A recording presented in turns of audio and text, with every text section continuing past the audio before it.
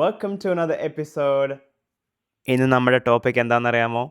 We're going to explore the relationship between posture and pain. നമ്മൾ പലപ്പോഴും കേട്ടിട്ടുണ്ട്, നേരെ നിവർന്നിരിക്കടാ, അല്ലെങ്കിൽ ടി വി കാണുമ്പോൾ ഫോൺ നോക്കുമ്പോൾ നമ്മൾ ചുരുണ്ടുകൂടിയിരിക്കുമ്പോൾ നമ്മളോട് പറയും നിവർന്നിരിക്കാൻ, അല്ലെങ്കിൽ വേദന വരുന്ന.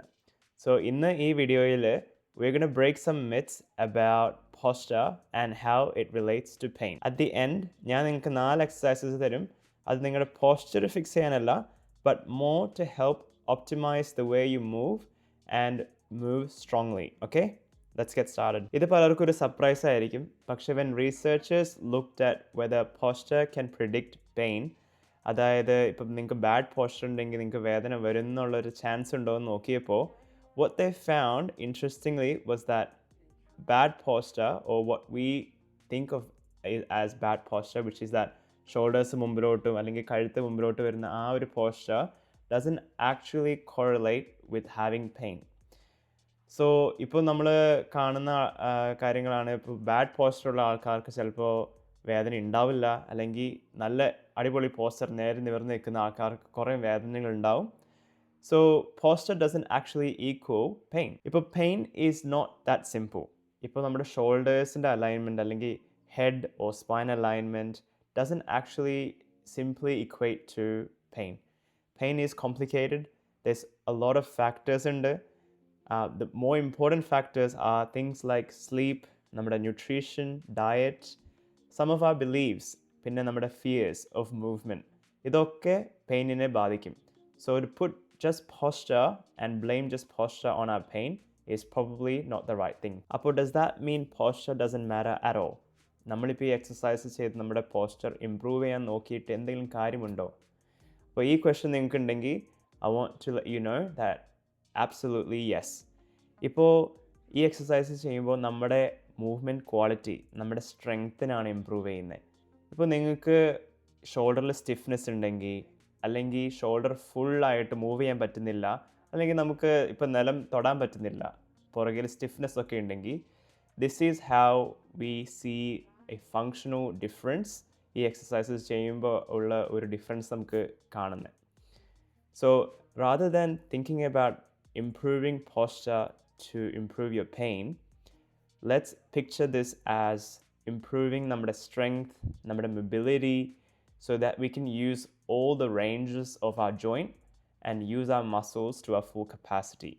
So നിങ്ങൾക്ക് പ്രായം കൂടിയാലും മേളിൽ റീച്ച് ചെയ്യാം, അല്ലെങ്കിൽ താഴെ പോയി റീച്ച് ചെയ്യാം without having any pain or any issues in the future. First exercise, ഇതിൻ്റെ പേര് thoracic extension എന്നാണ്.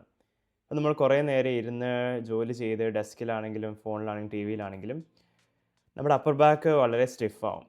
ആ ജോയിൻറ്റ്സ് കുറേ നേരം ഇങ്ങനെ സെഡൻറ്ററി ആയിട്ട് അനങ്ങാണ്ടിരിക്കുമ്പോൾ ആ മസിൽസ് ഗെറ്റ് ഫെറ്റീഗ്ഡ്, നമ്മുടെ ബോഡി ഫെറ്റീഗ് ആവും.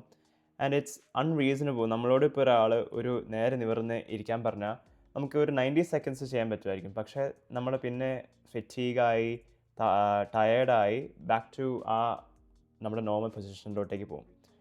So when we are in that position for a long time, ആ സ്റ്റിഫ്നെസ്സിനെ മാറ്റാനായിട്ടാണ് ഈ ഫസ്റ്റ് എക്സസൈസ്. സോ ഇതിന് വേറെ ഒന്നും വേണ്ട.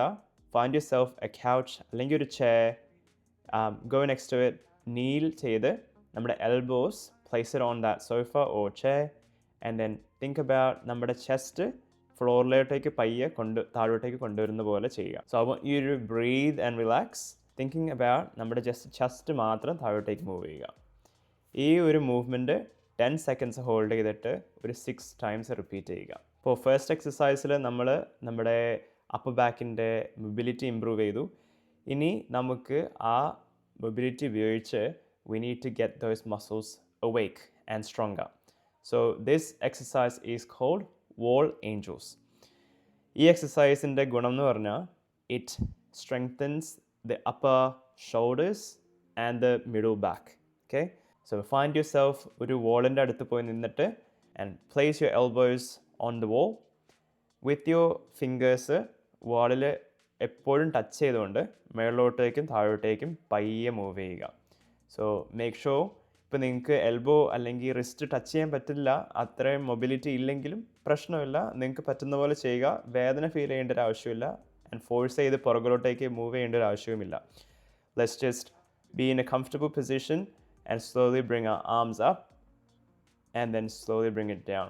അഥവാ വേദന ഫീൽ ചെയ്യുകയാണെങ്കിൽ try to go to a point where you don't feel that pain, അല്ലെങ്കിൽ not push as far back. മിക്ക പ്രാവശ്യവും ഞാൻ എക്സസൈസസ് തരുമ്പോൾ ഇതിലൊരു കിടന്നുകൊണ്ട് ചെയ്യാൻ പറ്റുന്ന ഒരു എക്സസൈസ് ഞാൻ ഇൻക്ലൂഡ് ചെയ്യാൻ ശ്രമിക്കും.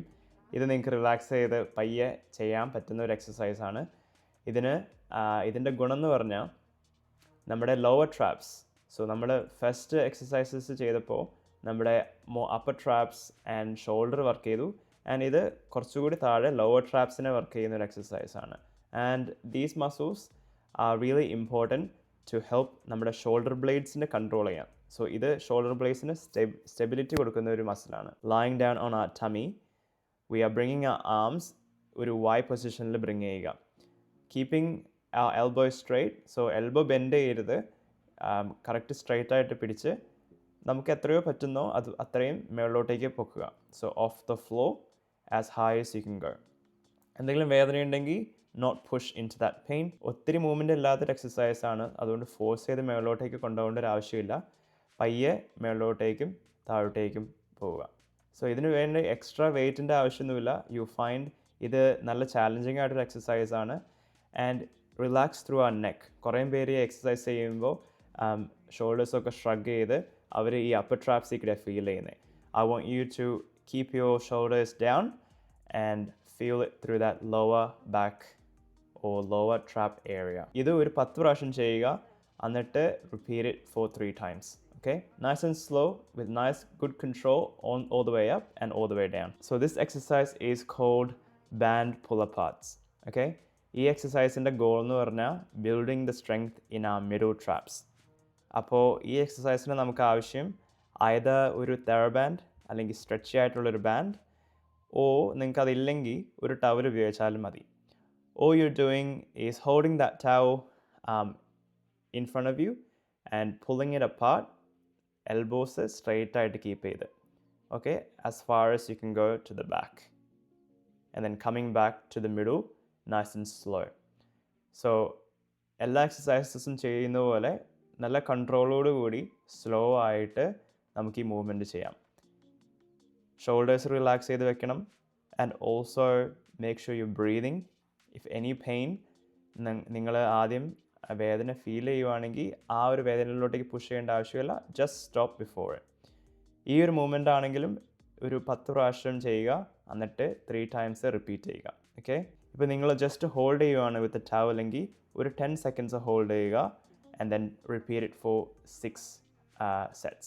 സോ ഒരു ടോട്ടൽ ഒരു 60 seconds നമുക്കങ്ങനെ ഹോൾഡ് ചെയ്യാൻ പറ്റും. സോ നമ്മളിന്ന് 4 എക്സസൈസസ് പഠിച്ചു. ഈ 4 എക്സസൈസസും നിങ്ങൾക്ക് ഹെൽപ്ഫുൾ ആയെന്ന് ഞാൻ വിശ്വസിക്കുന്നു. ആൻഡ് ഓൾസോ നമ്മളിന്ന് പറഞ്ഞൊരു മെയിൻ കാര്യമാണ്, ഇപ്പം നിങ്ങളുടെ ബാഡ് പോസ്ചറിനെ ബ്ലെയിം ചെയ്യരുത്. നിങ്ങൾക്ക് ഷോൾഡർ പെയിനോ നെക്ക് പെയിൻ ഉണ്ടെങ്കിൽ അതിലുപരി ഈ എക്സസൈസസ് ചെയ്ത് നിങ്ങളുടെ ഫ്ലെക്സിബിലിറ്റി ഇമ്പ്രൂവ് ചെയ്യുക, നിങ്ങളുടെ ആ സ്ട്രെങ്ത് ഇമ്പ്രൂവ് ചെയ്യുക. So you can move better and stronger. Okay, നിങ്ങൾക്ക് എന്തെങ്കിലും ക്വസ്റ്റ്യൻസ് ഉണ്ടെങ്കിൽ leave it down in the comment box below, and leave a like and subscribe, and I'll see you in the next one. Bye.